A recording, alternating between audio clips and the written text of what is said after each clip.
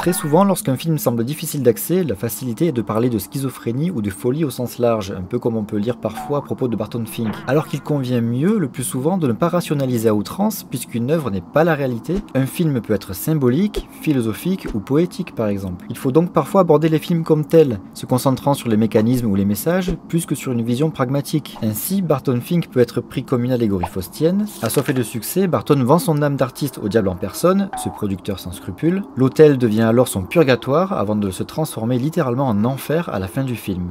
L'âme de Barton ne pouvant échapper au diable, on peut s'imaginer lors de la scène de la plage que son esprit est sans cesse connecté aux enfers. Ou alors on peut se dire aussi que Barton est toujours dans son purgatoire et qu'il essaye d'oublier en s'évadant à travers le tableau. Mais il ne s'agit pas de folie ici, mais plutôt d'une allégorie qu'il ne faut pas prendre au premier degré. Le film continue ainsi à jouer sur les registres, à ne donner aucune clé définitive, à imposer son aura mystérieuse.